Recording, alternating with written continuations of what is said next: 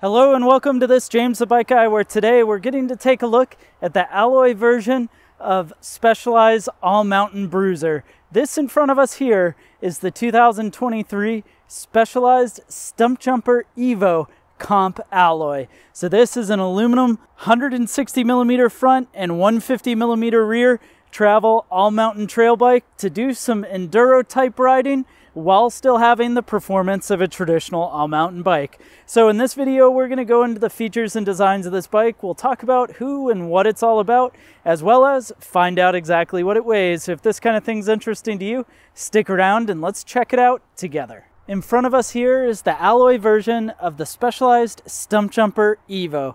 And this version, being the comp level, means that it's got a good part spec of bike, but it's running the aluminum frame.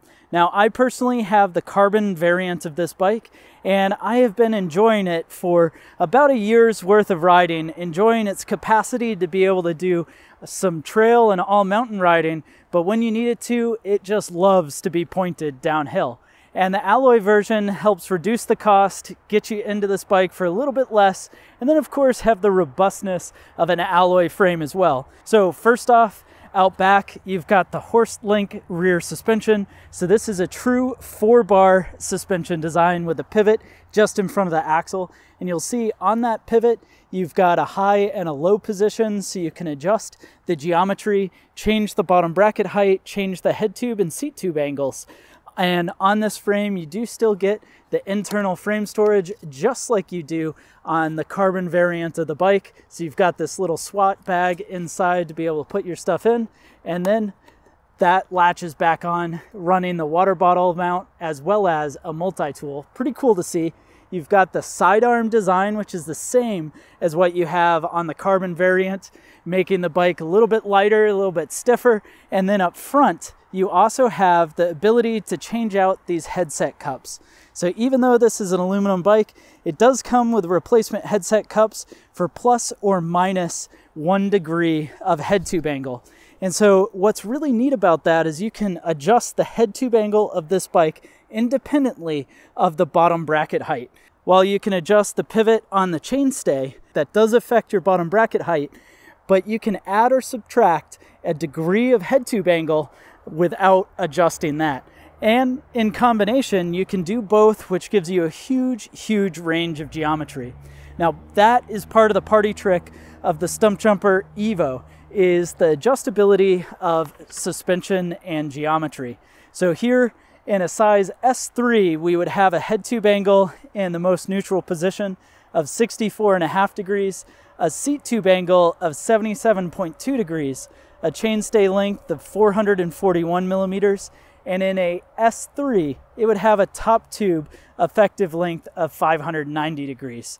Now, you can slacken that front end out over a degree or steepen it a degree to get it dialed into how you want it to feel. And that bottom bracket adjustment is pretty cool as well. Now, speaking of bottom bracket, it's threaded, and then it also has ISCG mounts to be able to put a bash guard, chain guide, whatever you might want on the bike. The frame, although aluminum, is all internal routed. You can see the cables come out from where the seat tube and the chainstay kind of connect together, keeping things nice and clean. And as we go up through the front of the bike, you'll see that cleanliness stays together where it meets up with this tapered 1.125 to 1.5 head tube. So of course, adjustable headset cups we saw before, and up front is the Fox 36. This is the Rhythm 36, so it's got 36 millimeter stanchions. It does have their Fit Grip damper, which is a nice damper with rebound as well as compression adjustment. It's infinite, so you can adjust it to wherever you need to get the right feel. And then on the non-drive side, you'll see it's air adjustable and is compatible with tokens to be able to increase and decrease the air volume inside to get the right feel out of the front end. Out back is the Fox Float X. This rear shock is their performance tune shock with the RX tune. It has an Evolve air spring and is a metric size of 210 by 55 millimeters on sizes S2 through S6. And all of that geometry meets the ground via some 29-inch wheels. So this alloy bike is 29er only, featuring a 29 by 2.3 inch wide tire mounted up both on the front as well as the rear. Diving into the componentry, this being the comp model means that it's a mid-level spec, and speccing the drivetrain is SRAM's NX series. So NX is their 1x12 Eagle drivetrain.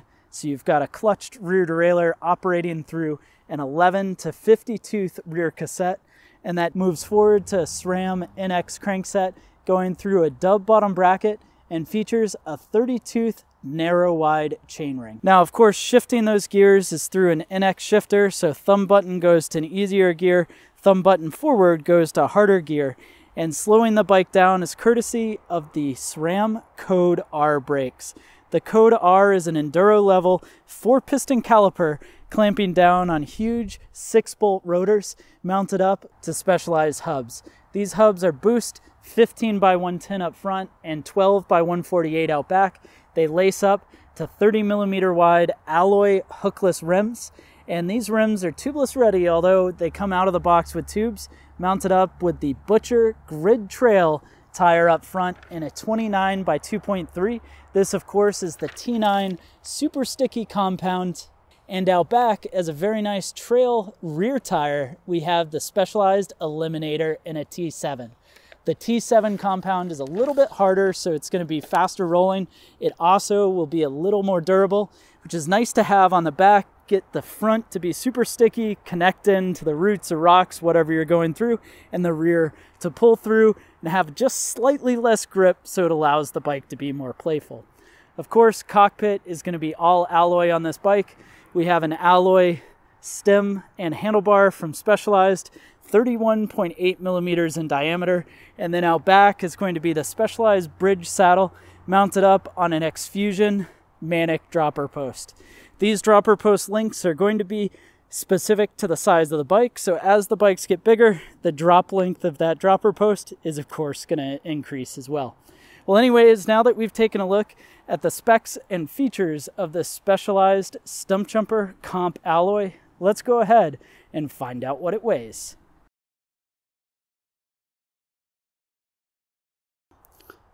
And the actual weight of a Stumpjumper Evo Comp alloy comes in and weighs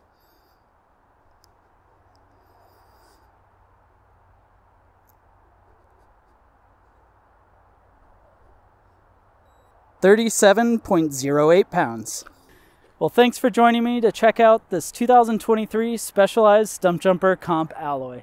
Go ahead and let me know your thoughts down in the comment section below. While you're at it, be sure to hit that subscribe button and definitely browse the channel to see more videos like this to check out as well.